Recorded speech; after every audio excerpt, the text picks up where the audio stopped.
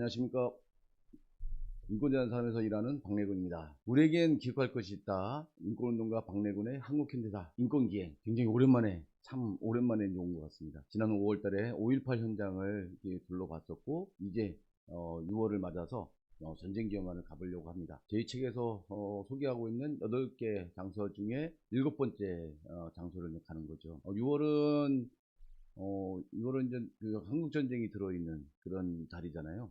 그래서 이제 저희 전쟁기념관 가려고 하는데, 6월 25일 한국전쟁이 일어난 지 71주년이 되는 날입니다. 그래서 한국전쟁에 대해서 한번 생각해 봤으면 좋겠고, 전쟁기념관에 대해서도 한번 좀 저랑 같이 한번 둘러보도록 하겠습니다. 그러기 전에 제가 꼭 부탁드릴 게 하나 있습니다.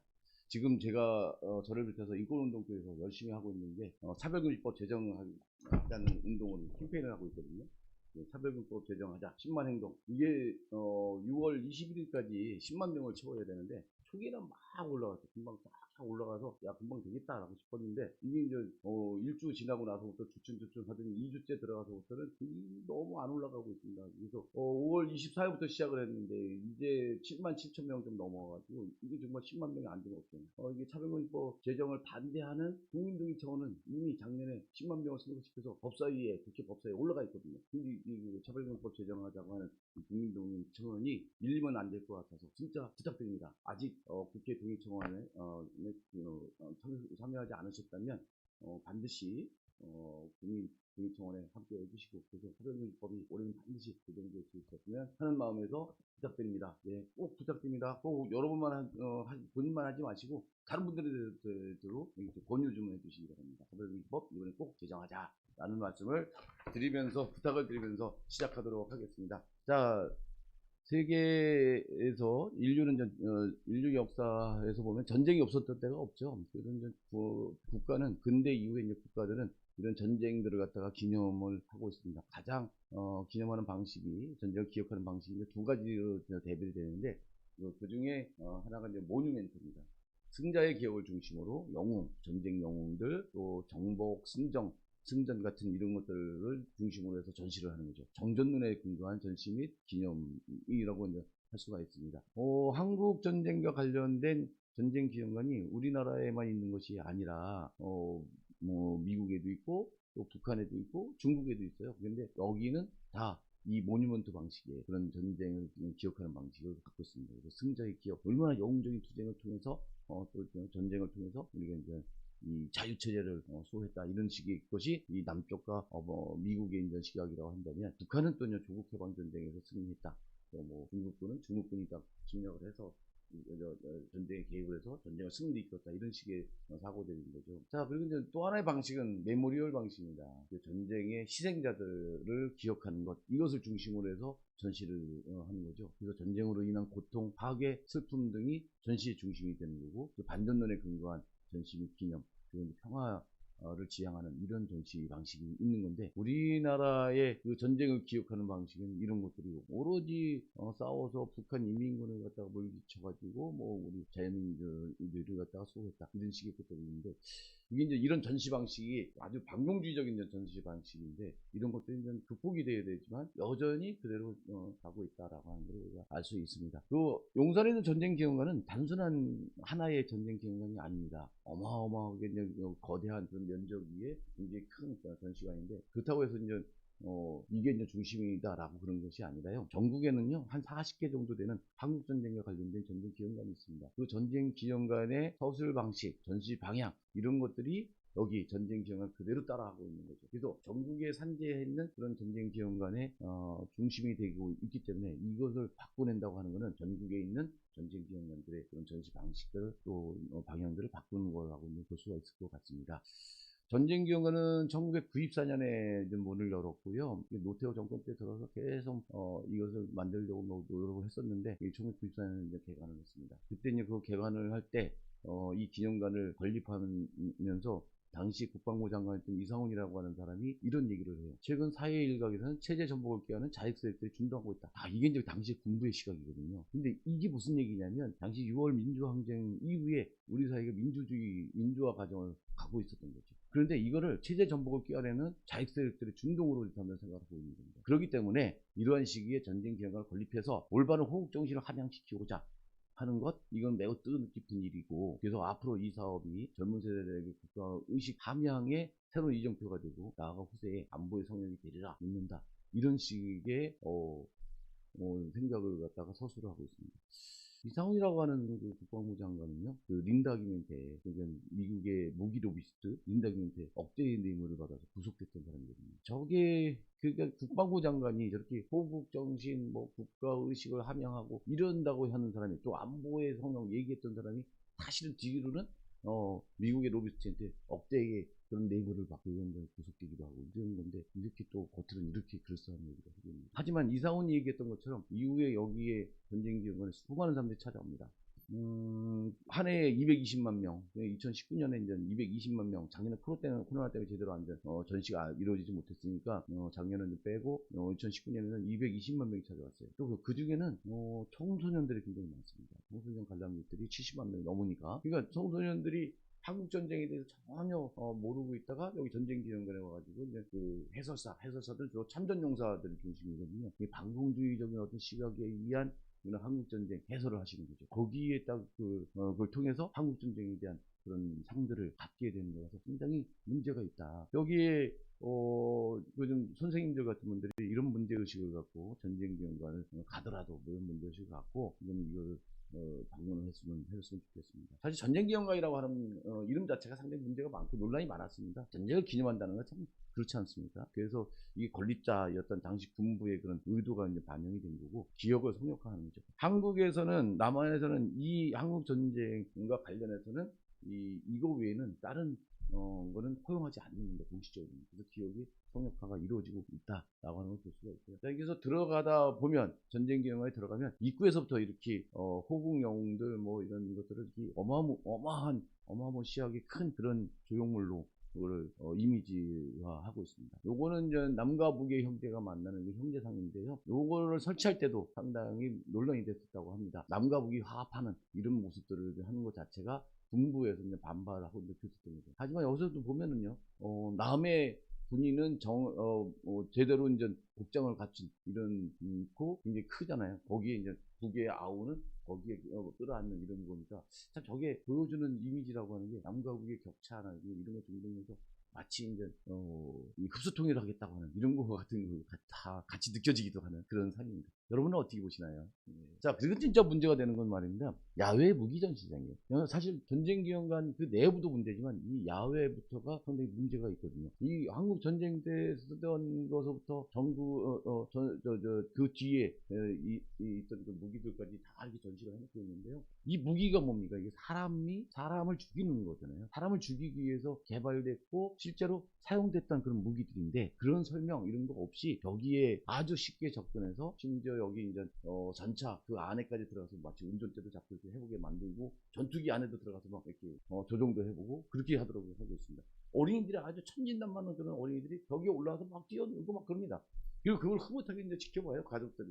그리고 거기서 가족들 사진도 찍고 뭐 이러고 하는 거거든요. 그러니까 전쟁에 쓰이는 무기들을 친근하게 느끼게 만드는 것부터가 상당히 문제입니다. 이게 평화와는 전혀 정반대되는 그런 무기 전시가 이루어지고 있는 거라서 참 걱정입니다. 여기에 가서 그렇게 진짜 평화롭게 천진난만한 그 아이들과 함께 가족 사진을 찍을 수 있는 건지 진짜 문제 제기를 하고 싶습니다. 자, 그리고 전쟁 기념관 내부로 들어가려면 이런 회랑을 거치게 됩니다. 양쪽에 있는 회랑이 있는데요. 마치 이제 그 아테네 신전처럼 쭉 돼 있는 그 건물이잖아요. 거기에 이제 쭉 회랑이 있는데, 이 회랑 옆에 기둥에는 전사자 명부가 새겨져 있습니다. 저렇게 많은 사람들이 죽어진 거죠, 전쟁 때. 그 사람들 또 유엔군까지 해서 이렇게 명부들이 좀 강명이 되어 있거든요. 여기 뭐 들어갈 때부터 굉장히 마음이 무겁습니다.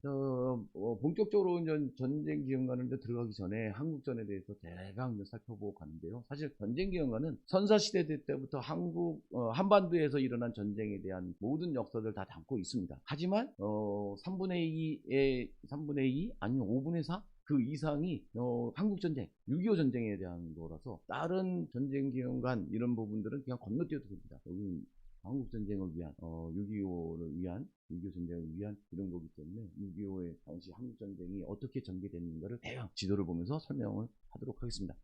1950년 6월 25일 날 북한군이 남침을 했지 않습니까? 남침하고 쭉 밀려갑니다. 그래서 이제 당시 이제 그 이승만 대통령은 입만 열면 북진통을 했는데 사실 이 군을 갖다 제대로 훈련도 시키지 않았고 이런 대비도 안 하고 그러고 있으면서 입으로만 그냥 북진통을 하고 있었고 그때부터 이제 군의 부정부패도 엄청 심했고 뭐 이랬던 거죠. 뭐 이러니까 북한군이 이제 넘어 들어오니까 그냥 쭉쭉 밀리는 겁니다. 그냥 밀립니다. 그래서 저 낙동강 쪽 그쪽만 빼고 이거 다 이제 인민군에 점령당하는 거죠. 그래서 1950년 6월 25일부터 1950년 9월 15일까지 82일 동안 여기 밀려서 여기 부산과 대구 이쪽 지역만 좀 남기고 쭉 밀려갔던 이런 거고요. 그 다음에는 1950년 9월 15일 날 인천 상륙작전이 이루어지는 거죠. 그래서 이제 다시 반격을 합니다. 반격을 해서 또 치고 올라갑니다. 그래서 이제 지도에 보시는 것처럼 이제 압록강, 두만강 이쪽만 조금만 더 미루고 올라가면 다 또 점령할 수 있을 텐데 이게 다음에 이제 중국군이 이제 개입을 하면서 또 밀리게 되는 거죠. 그래서 또 대전까지 쭉 밀려 내려갑니다. 1950년 11월 25일부터 1950년 6월 23일까지 이제 저기 밀렸던 것이 다시 또 치고 올라가면서 휴전선 인근까지 또 치고 올라가고 이런 과정들이 계속 되는 거죠. 그게 전쟁이 일어난 지 1년 동안 쭉 밀려 내려왔다가 또 쭉 올라갔다가 다시 밀고 내려왔다가 다시 또 반격하는 이런 과정들이 반복이 되는 거죠. 그래서 한국 전쟁은요 세계 전쟁사에 유례가 없다고 그래요. 이렇게 그 국토에 아주 일부만 남겨놓고 좀 밀리고 또 정반대로 저 상대방 북한 쪽에 거기 밀고 올라가고 있다가 또 밀리고 이런 과정들이 없었던 거죠. 자, 그런데 우리가 이제 한국 전쟁은 1950년 6월 25일부터 1954년 7월 27일까지잖아요. 3년 동안인데 이 중에 거의 2년 1개월 동안은 38선 주위에서 38선을 주위에서 고지전 같은 게 전개되는 겁니다.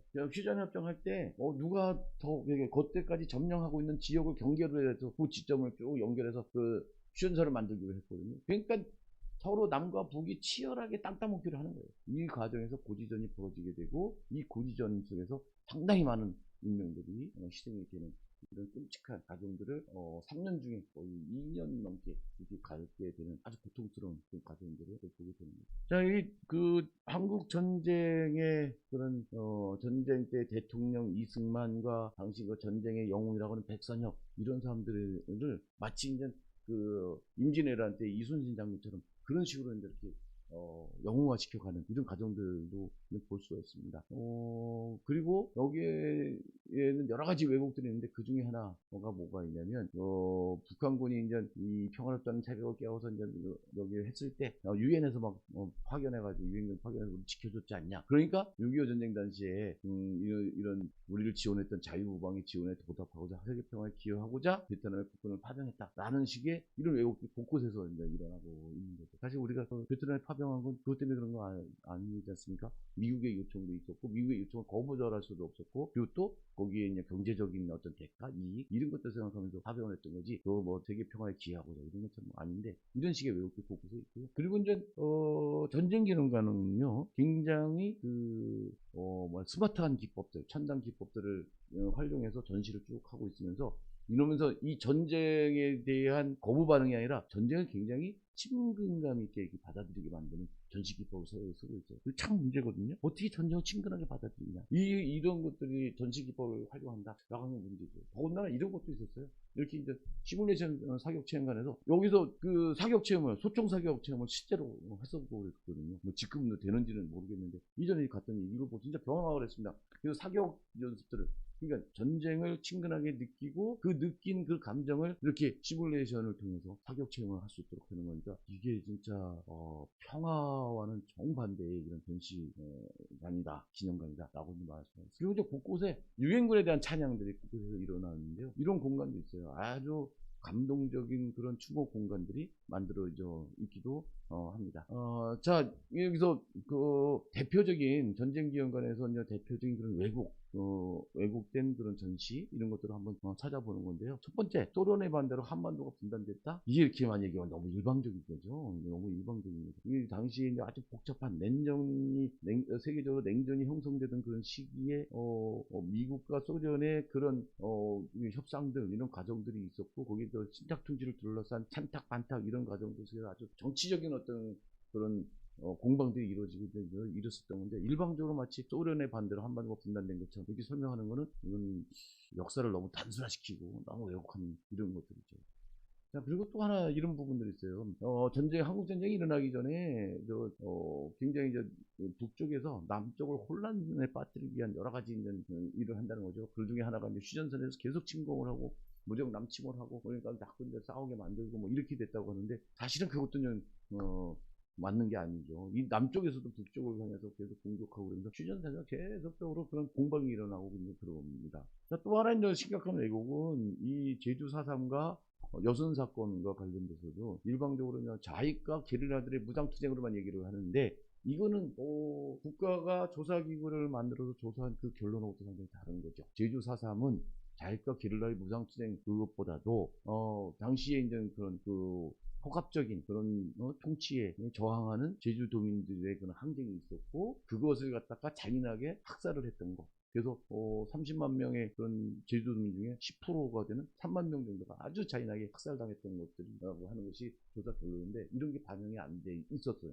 그 여순 사건도 마찬가지죠. 여순 사건도 상당히 이제 거기서 일어났던 그런 학살이라든지 이런 것도 엄청나게 있었는데 이런 것도 다 없이 단순하게 이렇게 설명을 합니다. 그래서 제가 대표로 있는 열린군대를 위한 시민연대 여기에서 문제 제기를 했습니다. 그래서 바꾸겠다라고 했는데 바꿨는지 모르겠습니다. 자, 그리고 또 이제 우리가 볼 수 있는 게 이제 이 노량진 전투거든요. 이 노량진 전투는 시뮬레이션 기법을 해가지고 막 그 영상으로 진짜 실감 있게 막 포탄이 날아가고 뭐 총도 맞고 하는 이런 것들이 보여줍니다. 이런 첨단 기법을 통해서 노량진 전투를 설명하는데요. 북한 간의 한강 도하를 지연시킨 6일 간의 사투. 그래서 엄청난 승리한 그런 성공적인 그런 전투라고 이제 설명하고 있어요.